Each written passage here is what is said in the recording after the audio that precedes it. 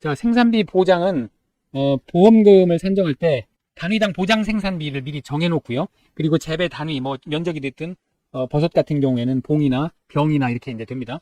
여기에 보장 생산비를 곱해서 그 다음에 이제 경과 비율과 피해율을 곱해가지고 보험금을 산정하게 됩니다. 즉 생산비 보장 보험금은 사고가 발생한 시점까지의 소요된 생산비를 보장해주는 그런 상품이 되겠습니다. 따라서 사고가 발생한 시점까지 경과 비율이 중요하고요. 그 다음에 그 작물의 피해가 얼마나 나는지, 손해 정도는 얼마나 되는지 피해율을 평가하는 이제 그런 내용이 되겠습니다. 그래서 이제 이때 피해율은 피해 비율과 손해 정도 비율을 곱해서 산정을 하게 되고요. 피해 비율은 기본적으로 이제 피해 면적이나 주수를 재배 면적이나 주수 또는 피해를 본 단위, 뭐 버섯 같은 경우 이제 본이나 봉이나 병, 이 피해 본 단위를 재배 단위로 나누어서 피해 비율을 산정을 하게 되고요. 손해 정도 비율은 우리가 익히 알고 있는 20%형부터 100%형까지 가중치를 둬가지고 손해 정도 비율을 산정을 해서 피해율을 산정하고 여기에 경과 비율 곱하고 재배 단위의 보장 생산비까지 곱해서 보험금을 구하는 이런 상품이 되겠습니다. 보장 유형에 따른 분류를 살펴봤죠. 이 가운데 지금 우리가 생산비 보장 방식의 밭작물을 지난 시간에 봤고, 그 다음에 현재 이제 버섯 원예시설 작물을 살펴보고 있습니다. 2023년 약관부터 생산비 보장 밭작물에 양상추가 추가됐고요. 원예시설 작물에 감자가 추가됐습니다. 이 그래프는 앞선 강좌에서도 살펴봤었는데요. 사고가 발생한 시점이 수확기 이전인 경우하고 이후인 경우로 나눠서 산정을 하죠. 그래서 기본적으로는 수확기 전에 발생했으면 준비기 생산비는 기본적으로 보장을 해주고요. 이건 이제 준비기 생산비 개수를 알파라고 했죠. 그리고 사고가 난 시점까지의 그 경과 비율, 즉 얼마나 경과를 했는지를 표준 생장일수분의 생장일수로 나눠서 생장기 생산비를 비율 배분을 해가지고 그 시점까지 생산비를 산정을 해서 경과 비율을 산정을 하게 됩니다. 그리고 이제 수확기 중에는 보장 생산비, 즉 준비기와 생장기 생산비를 모두 보장을 해주되 여기에서 수확기 중에 경과 일수만큼 빼주는 이제 이런 개념이 되겠죠. 그래서 표준 수확 일수분의 사고 시점까지의 수확 일수를 비율을 내 가지고 1에서 차감을 해서 경과 비율을 산정하는 게 이런 메커니즘이 되겠습니다. 자, 보상하는 재해하고 보상하지 않는 손해를 보도록 하겠습니다. 보상하는 재해는 종합오염입니다. 자연재해 조수의 화재인데 이때 이제 원예시설 작물하고 버섯의 경우에 화재는 특약으로 가입을 할 수가 있습니다. 그리고 이제 대상 품목에는 이제 원예시설 작물에 23개가 있고 버섯에 표고버섯, 느타리, 새송이, 양송이 버섯에서 4가지 종류가 있겠습니다. 자, 시설 작물하고 버섯으로 나눠서 한번 더 자세히 살펴보죠. 자, 시설 작물의 경우에는 구조체, 피복제 등 농업용 시설물에 직접적인 피해가 발생한 경우, 즉 비닐하우스에 직접적인 피해가 발생하고 그 안에 있는 작물이 피해를 입어야만이 보상을 해줍니다. 첫 번째 요건이 그렇고요. 두 번째로 농업용 시설물에 직접적인 피해가 발생하지 않은 경우에는 작물 피해율이 70% 이상 발생해서 농업용 시설물의 전체 작물의 재배를 포기하는 경우, 즉 1번은 구조체, 피복제 등 시설물에 피해가 발생하고 작물에 피해가 발생한 경우고요. 2번은 이 시설물에 피해는 없지만 그 안에 작물이 피해를 본 경우에 이때는 70% 이상 발생하고 이 작물 재배를 포기해야 됩니다. 이 조건을 만족해야만이 보상을 해주게 되고요. 그리고 마지막으로 이런저런 게 아닌 경우에 기상청에서 발령하고 있는 기상특보 발령지역 기상특보 관련 재해로 인해서 작물에 피해가 발생했다. 예를 들면 뭐 호우주의보가 내렸는데 물이 차가지고 작물이 망가졌다. 이런 경우 이제 시설에는 피해가 없더라도 이런 경우에는 이제 보상을 해준다. 이렇게 3가지 경우를 만족하는 경우에만 자연재해나 조수해로 인한 피해를 보상을 하게 되겠습니다. 자, 근데 이제 버섯의 경우에는 1번, 여기 1번이죠. 1번의 경우에만 보상을 해주고 시설물에 직접적인 피해가 발생하지 않거나 기상특보 관련 피해가 발생하더라도 보상을 하지 않습니다. 즉 구조체, 피복제 등 버섯 재배에 직접적인 피해가 발생해서 버섯이 망가지면 피해를 보면 그때만 보상을 해주게 됩니다. 다만 이 경우에도 이제 특약에 가입할 수가 있는데요. 표고버섯 확장우형 담보 특약이라는 특약이 있습니다. 이것은 표고버섯에 한정해서 시설 작물의 2번, 3번 조건을 이제 추가로 이렇게 보상을 하게 되는데요. 버섯 재배에 직접적인 피해가 발생하지 않은 자연재해로서 작물 피해율이 70% 이상 발생해서 시설 재배 버섯의 재배를 포기하는 경우, 그리고 두 번째로 기상특보 발령 지역이 기상특보 관련 재해로 인해서 작물 피해가 발생하는 경우, 이 경우에 특약에 가입을 하면 보상을 하게 되겠습니다. 근데 이제 버섯의 경우에는 좀 보상 범위가 좀 좁은 거죠. 특약에 가입하지 않은 경우에는 시설물에 직접적인 피해가 발생한 경우에만 버섯에 발생한 피해를 보상을 하니까요. 시설 작물의 경우에는 시설물 직접 피해가 없더라도 70% 이상 피해가 발생하면 보상을 해주고, 또는 기상특보 관련 재해로 인해서 발생하면 보상을 해주는 원예시설의 경우가 조금 더 범위가 넓다고 하겠습니다. 보상하지 않는 손해가 있는데요. 이건 이제 밭작물하고 대부분 비슷하고요. 그 원예시설의 작물과 버섯에 특화된 거는 이제 여기 파란 글씨로 되어 있는 이런 내용들입니다. 자연재해 조수에 발생했을 때 생긴 도난, 분실로 인한 손해, 그 다음에 보험 목적이 노후 및 하작 및 구조적 결함으로 인해 생긴 손해. 그러니까 시설 관리를 잘 못해가지고 이 피해가 발생했다는 보상을 해주지 않겠다 이런 뜻이고요. 침식 활동 및 지하수로 인한 피해. 그 이외에도 이제 뭐 직접 또는 간접을 붙지 않고 부대 시설 수리 철거 등 관계법령 집행으로 발생한 손해. 그 다음에 수리복구 지연함으로써 발생한 손해. 뭐 기타 그러니까 시설물에 하자가 이제 있는 거죠. 그리고 수리 및 보수하는 중에 발생한 피해 이런 것들은 이제 보상을 하지 않게 되겠습니다. 품목별 주요 내용을 살펴보도록 하겠습니다. 일단 원예시설 작물하고 그 다음에 버섯하고 크게 두 개로 나눌 수 있습니다. 원예시설 작물의 경우는 화훼류, 즉 꽃이죠. 그 다음에 꽃이 아닌 작물, 비화훼류로 크게 나눌 수 있고요. 비화훼류의 경우에 이제 파종, 정식으로 두 가지로 또 나눌 수가 있습니다. 파종은 씨앗을 직접 뿌리는 거고, 정식은 모종을 내서 분밭에 심는 거를 이제 정식이라고 한다겠죠. 파종은 네 가지입니다. 시파, 무쑥이라고 보통 얘기하는데, 시금치, 파, 무, 쑥갓 이 네 가지가 파종이 되겠고, 나머지는 정식하는 그런 품목이 되겠습니다. 자, 화훼류에는 이제 국화, 장미, 백합, 카네이션, 즉 꽃이 되겠죠. 그리고 버섯에는 표고, 느타리, 새송이, 양송이가 있는데, 표고버섯은 원목 재배하고 톱밥 배지 재배가 있습니다. 원목 재배는 통나무에다 참나무 통나무에다 구멍을 뚫고 종균을 접종해서 이렇게 키우는 거를 얘기하죠. 그리고 톱밥 배지 재배는 이제 톱밥으로 배지를 만들어 가지고 이런 넓은 그 상에다가 펼쳐 가지고 이렇게 표고버섯을 재배하는 이제 그런 재배 방식이 되겠습니다. 그리고 느타리는 균상하고 병재배가 있고요. 새송이는 병재배, 양송이는 균상재배가 있습니다. 아마 많이 보셨을 텐데요. 균상재배하고 병재배. 그 균상재배는 이제 봉지에 넣어서 이렇게 재배하는 거고, 병재배는 이제 병에 그 배지하고 배지에 종균을 접종을 해가지고 이렇게 키우는 그런 방식이 되겠습니다. 자, 보장 개시는 동일합니다. 이 그 원예시설 작물과 버섯이 동일한데요. 첫째로 청약을 승낙하고 1회 보험료를 납입한다. 즉 보험료 납입할 때 개시가 되는데, 다만 이 정식 파종하는 이제 비화훼류의 경우에 비화훼류의 경우에는 이 보험료 납입한 때 또는 파종 정식한 때 가운데 늦은 때를 보장 개시로 하게 되겠습니다. 그러니까 보험료를 납입했더라도 이 파종 정식이 나중에 한다 그러면 그 파종 정식하는 때부터 보장이 개시됩니다. 반면에 파종 정식을 했더라도 보험을 늦게 가입했다 그러면 그 가입하는 시점부터 보장이 개시됩니다. 그리고 보장 종류는 보장증권에 기재된 보험 종료일 24시에 보험이 종료하게 됩니다. 자, 자기 부담 비율은 이 원예시설 버섯 공이 소손해 면책 또는 프랜차이즈 방식을 취한다고 그랬죠. 이게 같은 얘기인데요. 소손해 면책, 그러니까 손해가 조금 나면 면책, 그 보험사가 책임을 지지 않는 그런 방식인데요. 즉 하나의 사고당 생산비 보장 보험금이 10만 원을 초과하는 경우에는 그 보험금 전액을 보상을 하게 됩니다. 그러니까 10만 원까지는 보험금을 주지 않고 10만 원을 초과하는 11만 원이다. 그러면 11만 원을 다 주는 이제 그런 방식이 되겠습니다. 자, 보험료를 보겠습니다. 이 보험료 계산 방식이 조금 차이가 있는데요. 다른 품목하고 좀 차이가 있습니다. 그래서 주계약 화재보험, 화재위험 보장, 그 다음에 이제 표고버섯 확장위험 보장이 있었죠. 여기에 이제 가입 금액의 요율을 곱하는 것은 다 똑같은데, 여기 단기요율 적용지수라는 그런 항목이 있습니다. 그래서 단기요율 적용지수를 곱해주고요. 표고버섯 확장위험 보장에는 이제 할증 적용지수까지 곱해주는데, 이 할증 적용지수에 대해서는 구체적으로 이론서에 자세하게 나와 있지는 않습니다.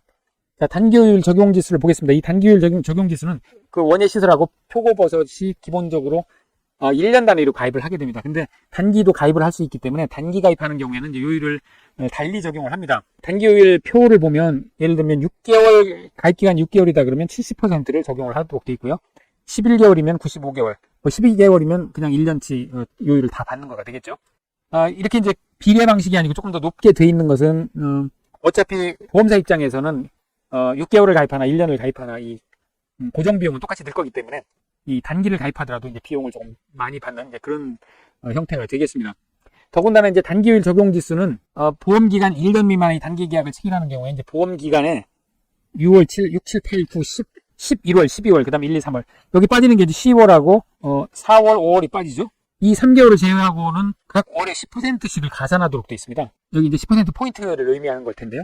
그러니까 예를 들어서 6개월을 가입했는데 1월부터 6월까지 6개월을 가입했다 그러면 4월, 5월만 빼고 4개월에 대해서 10%씩이니까 40%를 가산을 합니다. 그러니까 6개월이 70%니까 여기에 40%를 가산하면 110%가 되겠죠. 다만 이제 100% 초과는 불가하니까 결국은 6개월을 1월부터 6월까지 가입하면 1년치 보험료를 다 내는 이제 그런 결과가 되겠습니다. 조금 가혹해 보이는 면이 있긴 한데요. 하여간 뭐 제도가 그렇게 돼 있습니다. 그리고 이제 보험 기간을 연장하는 경우에는 원 기간에 통상하지 아니하고 그 연장 기간에 대한 단기 요율을 적용한다 이렇게 돼 있습니다. 그러니까 이제 1년 가입하고 예를 들어 6개월 가입한다 그러면 1년 6개월치에 해당하는 보험료를 징수하는 게 아니고 6개월의 단기 요율로 징수를 하겠다 이제 이런 뜻이 되겠습니다. 다만 이 단기 요율 적용 지수는 화재보험 특약에 가입하는 경우는 가산을 하지 않습니다. 이 가산 10%씩 가산하는 것을 하지 않는다는 뜻입니다.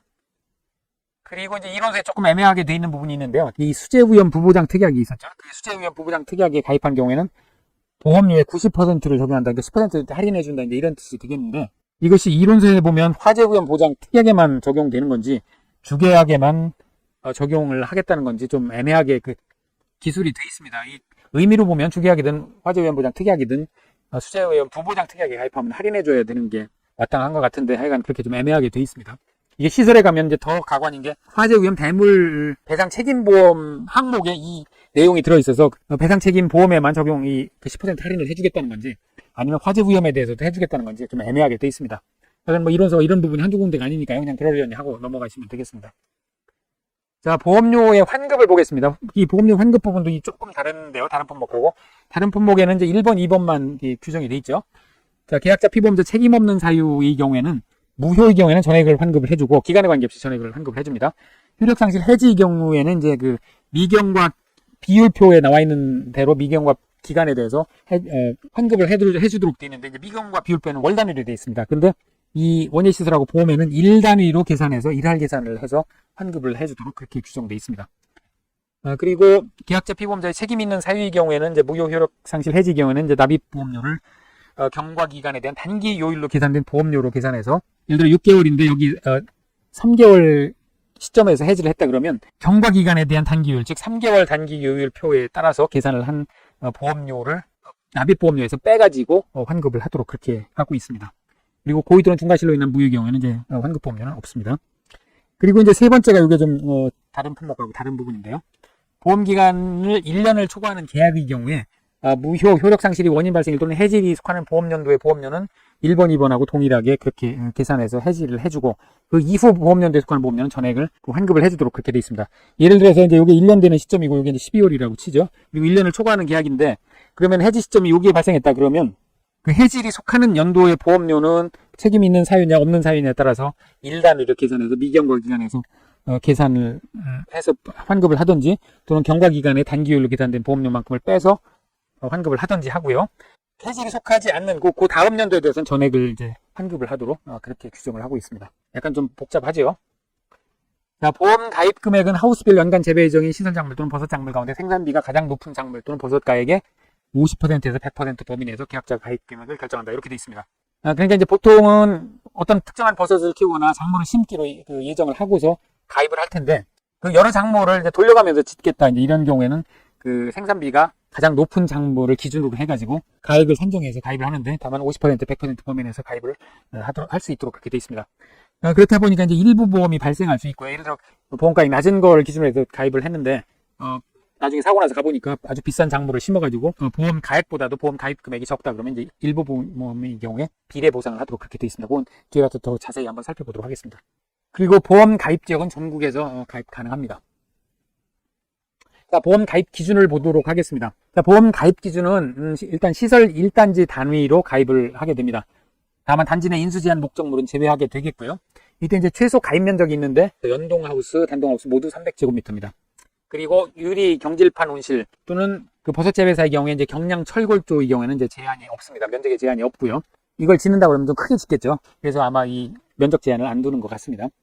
자, 단동하우스라고 하면 이제 비닐하우스 이렇게 딱 한 동 이렇게 있는 걸 얘기합니다. 시설물 한 동 있는 걸 얘기하고 연동하우스는 이런 것들이 이제 이렇게 쭉 붙어 있는 걸 연동하우스라고 하죠. 이때 이제 연동하우스 또는 유리온실 한 동이라고 하면 기둥, 중방, 방풍벽, 석가래 등 구조적으로 연속된 일체의 시설을 얘기합니다. 석가래라고 하면 이런 이제 하우스의 경우에 이렇게 일종의 이제 갈비살 같이 되어 있는 걸 석가래라고 하고요. 그다음에 이렇게 이제 가로대라는 걸 여기다 대게 됩니다. 그리고 중방은 요것을 이제 그 안에다가 보통 시설 같은 경우 이렇게 그 철제로 보강을 하게 되는데 이걸 이제 중방대라고 이제 중방이라고 이렇게 얘기합니다. 그리고 단지 내 시설 작물 버섯 전체를 가입해야 하고 일부 하우스만 선택적으로 가입은 안 됩니다. 이것은 그 도덕적 해이를 방지하기 위해서 그렇죠. 그러니까 그 취약한 부분만 골라서 가입한다든지 하는 것은 허용이 안 되겠습니다. 그리고 단지 내에 단동, 연동, 유리온실, 경량철골조가 섞여 있다 그러면 개별 단지로 판단해서 이제 각각 가입을 할 수가 있겠습니다. 그리고 이제 시설물 또는 버섯재배사를 가입을 해야 부대 시설하고 작물이 가입이 가능합니다. 그러니까 부대 시설만 또는 작물만 가입은 안 된다 그런 뜻이 되겠죠. 반드시 이 시설을 가입을 해야만이 이 안에 있는 작물과 그 이외에 이제 부대 시설을 가입을 할 수가 있겠습니다. 다만 요 유리 경질판 온실하고 철골조의 경우에는 부대 시설 및 시설 작물만 가입이 가능합니다. 그러니까 이게 비싸기 때문에 이것은 가입을 안 하겠다. 대신에 이 작물은 가입을 하겠다. 그래도 이제 가입을 받아주겠다 이런 뜻이 되겠습니다. 자, 이때 이제 가입 기준 미만인 경우 인접경지 단지 면적과 합산해서 1단지로 가입이 가능합니다. 단지는 이런 어떤 뚝이라든지 어떤 뭐 경계라든지 이렇게 명확하게 구분되는 거가 이제 단지가 되겠죠. 그 안에 이렇게 하우스가 있는데 이게 300제곱미터가 안 되더라. 근데 이제 인접하는 단지하고 합하면 300제곱미터 이상이 되더라. 그러면 합해서 한 단지로 가입이 가능하다. 이제 이런 뜻이죠.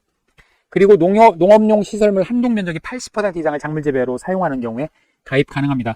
그래서 이제 한 동이 있는데 여기가 뭐 창고 뭐 이게 반을 쓰고 나머지 여기에 50%만 시설 작물 재배하겠다. 그러면 이게 가입이 안 됩니다.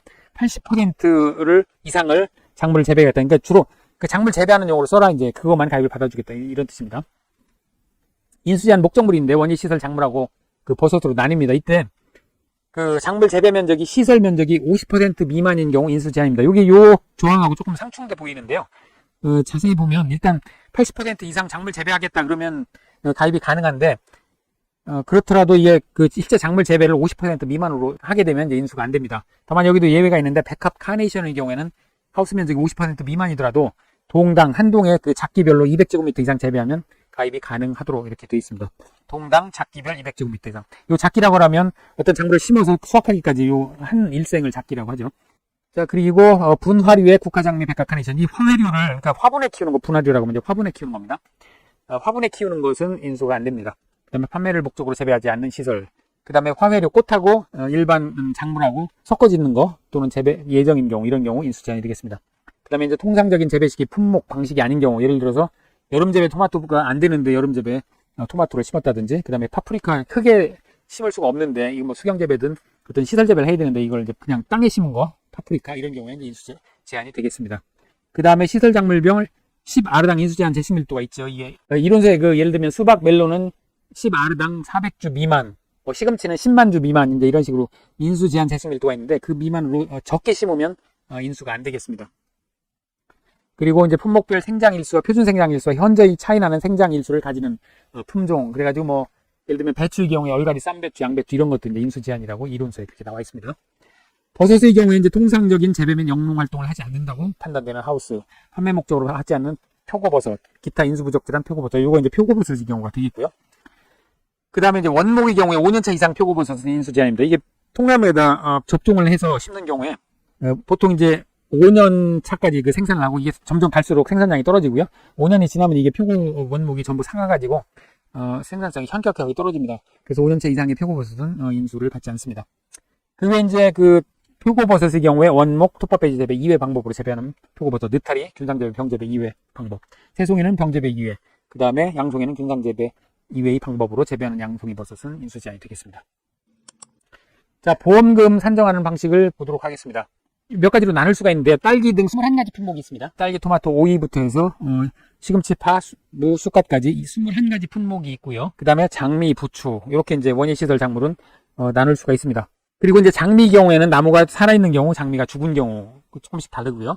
자세히 한번 살펴보면 기본적으로 이 산식이 전부 다 유사합니다. 이 재배 면적 또는 재배 원목, 병, 그러니까 재배 단위에다가 피해 작물의 단위 면적당 보장 생산비를 곱합니다. 장미가 살아있는 경우에는 죽지 않은 경우에 생존 시 보장 생산비가 따로 있고요. 죽은 경우에 고사 시의 보장 생산비가 따로 있습니다. 그 이외에 이제 작물이나 버섯의 경우에 하여튼 그 단위 면적 또는 단위당 보장 생산비가 전부 있지요. 그걸 곱하고 그럼 이제 이게 보험 가액이 됩니다. 결국은. 그리고 여기에 이제 경과 비율을 곱하게 됩니다. 경과 비율과 피해율을 전부 곱하게 됩니다. 근데 여기 장미 경우에는 요 경과 비율을 곱하는 난이 없는데 이 경우에는 경과 비율이 1이라고 보면 되겠죠. 즉 보장 생산비의 100%를 보상을 해주겠다 이런 개념이 되겠고요. 부추 경우에는 이제 이 70%가 됩니다. 이 경과 비율을 70%라고 간주해도 무방할 텐데요. 이 부추는 한번 심으면 계속 잘라서 수확이 가능하죠. 이게 단연생이기 때문에. 그래서 어느 시점에 사고가 났더라도 이것은 보장 생산비의 70%를 보장해주겠다. 이런 개념이 되겠습니다. 표고버섯의 경우에도 이제 경과 비율 1로 보면 되겠습니다. 표고버섯 원목의 경우에 종균을 접종하고 한 5년까지 생산을 하기 때문에 어느 시점에 그 피해가 났다 그러면 이제 경과 비율을 보장 생산비를 100% 보장을 해준다. 이제 이런 개념이 되겠습니다. 나머지는 그 경과 비율을 모두 이제 곱하게 돼 있습니다. 경과 비율 구하는 것은 경과 비율과 피해율 구하는 것은 뒤에서 더 자세히 살펴보도록 하겠습니다. 자, 이때 이제 24년 제10회에서는 피해율 산정식에 이제 1- 미보상 비율을 적용하도록 되어 있습니다. 9회에는 해당 사항이 없고요. 10회 준비하시는 분들은 요 1- 미보상 비율을 적용하도록 되어 있으니까 유념하시기 바랍니다. 자, 이때 이제 일부 보험의 경우에 비례 보상을 하는데요. 이렇게 계산한 보험금에다가 보험 가입 금액 나누기, 이제 이게 보험 가액이죠. 보험 가액으로 나누어서 요 비율만큼 비례 보상을 합니다. 이 경우에는 이제 보험 가입 금액이 보험 가입보다 작은 경우, 일부 보험인 경우죠. 그런 경우에 비례 보상을 하도록 되어 있습니다. 그리고 하나의 작기에 지급하는 보험금은 보험 가입 금액을 한도로 하겠습니다. 사실 원예시설 작물이나 버섯의 경우에, 원예시설 작물의 경우에 이제 특히 시설에 손해가 없이 발생한 경우에 이제 70% 이상 피해가 발생하고 작물 재배 포기하는 경우에 보험금을 주기 때문에 뭐 여러 번 이게 지급할 가능성은 거의 없다고 봐야 됩니다. 그렇더라도 하여간 이런 여러 번 만약에 보험금을 지급한다 그러면 이런 계산식에서 지급을 하더라도 일단 하나의 작기에서는 보험 가입 금액을 한도로 지급을 하게 됩니다. 그 다음에 이제 3대 비용 손해, 손해방지 비용, 대위권 보전 비용, 잔존물 보전 비용 있죠. 이 3대 비용 손해는 보험금 산출 계산식을 적용하여, 즉 이 위의 방법을 적용해서 산출한 금액이 보험 가입 금액을 초과하는 경우에도 지급한다. 다만 손해방지 비용 한도는 20만 원을 한도로 한다. 이렇게 돼 있는데요. 이게 사실은 농작물 재보험에 적용하기에 마땅치 않습니다. 이 방법으로 이 3대 비용 손해를 어떻게 하는지 참 저도 의아스럽습니다. 그러니까 이게 손해보험, 일반 재물 손해보험의 그 약관을 그대로 따오다 보니까 도저히 적용할 수 없는 이런 항목을 그냥 여기 산입을 해가지고 실무적으로 이거 어떻게 계산하는지 저도 잘 모르겠습니다. 하여간 규정에 이렇게 돼 있습니다. 그리고 기타 협력 비용은 보험 가입 금액을 초과하는 경우에도 전액 지급한다. 이렇게 돼 있습니다. 유독 다른 농작물 재보험 품목에는 없는데 이 항목이 그 원예시설하고 버섯 그 약관의 비용 손해에 대해서 규정이 돼 있습니다. 그러다 보니까 이것을 어떻게 이 보험금 계산식을 적용해서 계산한다는 건지 참 저도 이해스럽기 그지 없습니다. 자, 손해 조사하는 방법 간단히 살펴보겠습니다. 조사 기준은 1사고마다 보험 가입 한도 내에서 보장을 하게 되고요. 여러 번 예를 들어 사고가 나서 보장을 하게 되더라도 한 작기에서는 합산을 하더라도 보험 가입 금액을 초과할 수는 없게 되겠죠. 그리고 목적물 단위를 평가한다, 이런 조항이 있습니다. 이게 이제 단지에 예를 들면 여러 개의 하우스가 있다 그러면 이것이 피해가 특정 동에만 나올 수도 있겠죠. 그러면 이 단지 전체로 평가를 하는 게 아니고 이 피해본 목적물 단위로 그렇게 평가를 하도록 되어 있습니다. 그리고 동일 작기에 2번 이상 사고가 나면 이전 사고를 피해를 감안을 해서 조사를 한다, 이렇게 되어 있는데 이게 무슨 뜻이냐? 농구반에 질의했더니 답을 제대로 못합니다. 결론적으로는 아마 추정컨대는 이전 사고가 어떤 형태의 사고였고 그 금액이 얼마나 됐는지를 감안을 해서 결국은 전부 합산을 해서 보험 가입 금액 한도 내이기 때문에 그렇게 조사를 해라 뭐 이런 뜻이 아닌가 싶습니다만 구체적으로 어떻게 하는지는 잘 알 수가 없겠습니다. 그 다음에 이제 시점은 피해 확정이 가능한 시점에서 평가를 하게 됩니다. 그래서 이제 계약사항을 확인하고요. 사고 목적물 소재지, 그 다음에 보험 시기, 목적물은 맞는지를 확인을 하게 되겠죠. 그리고 하우스 규격, 재배 면적 등을 확인을 하고요. 사고 현장을 방문을 해서 사고가 일어난 경위라든지 일자를 확인을 하게 됩니다. 그리고 이제 보상하는 재해에 일어난 피해 여부를 확인을 하고요. 그 다음에 재배 일정도 확인합니다. 정식, 파종, 종균 접종일, 수확 개시, 수확 종일은 언제인지, 이런 대장이나 이런 것들이 있으면 확인을 하게 됩니다. 이때 이제 사고 일자를 특정할 수 없는 경우가 있겠죠. 폭염, 냉해 등 연속적인 자연재해의 경우에는 사고 일자를 추정을 해야 되는데, 만약 수확기 이전에 사고가 났다고 그러면 기상특보 발령 일자를 기준으로 하고요. 수확기 중에 사고가 났다 그러면 이제 최종 출하 일자를 사고 일자로 추정을 하게 됩니다. 이게 밭작물 생산비 보장 방식의 경우에는 이 가뭄하고 폭염, 그 다음에 고추의 경우에 이제 병충해의 경우에 이제 연속적 재해로 봐가지고 그 재해가 끝나는 날에 전일을 이제 끝나는 날을 사고 일자로 봤죠. 다만 끝나기 전에 조사가 이루어지면 조사 일자를 사고 일자로 본다, 이제 이렇게 규정을 하고 있었는데 요거 조금 다릅니다. 폭염, 냉해를 이제 연속적인 재해로 봤고요. 수확기 이전이면 기상특보 발령 일자, 수확기 중이면 최종 출하 일자를 사고 일자로 추정을 하게 됩니다. 자, 보상하는 재해는 피해 여부를 확인할 때 이제 농업기술센터 의견서라든지 출하 내역서, 기타 정상적인 영농 활동을 입증할 수 있는 자료 등을 살펴보게 됩니다. 자, 보험금 산정을 좀 더 구체적으로 살펴보도록 하겠습니다. 자, 원예시설의 경우에 장미가 죽은 경우, 죽지 않은 경우로 나누고요. 그 다음에 이제 파종하는 작물, 시금치, 파, 무쑥과 시파무쑥하고 국화수박, 멜론, 부추 이렇게 이제 좀 나눌 수 있습니다. 그 이외에 딸기 등 품목으로 나누어서 조금씩 다릅니다. 보험금 산식은 유사하지요. 재배 면적에다가 단위 면적당 생산비를 보장 생산비를 곱하는 건 모두 동일합니다. 장미 경우에는 죽었으면 고사, 살아있으면 생존 보장 생산비를 곱하고요.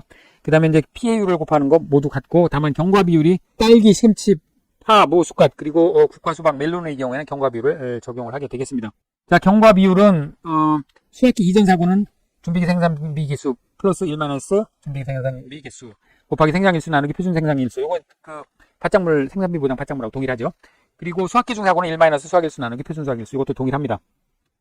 이때 알파 준비기 생산비 개수는 딸기 등은 40%를 적용하고 시금치, 파, 모, 쑥갓, 시파무쑥은 10%를 적용합니다. 그리고 국화, 수박, 멜론도 40%를 적용을 하는데, 국화, 수박, 멜론의 경우에는 그 수학기 중 사고는 경과 비율을 1을 적용을 하고 수학기 전 경과 비율만 산식에 따라서 계산을 하게 됩니다.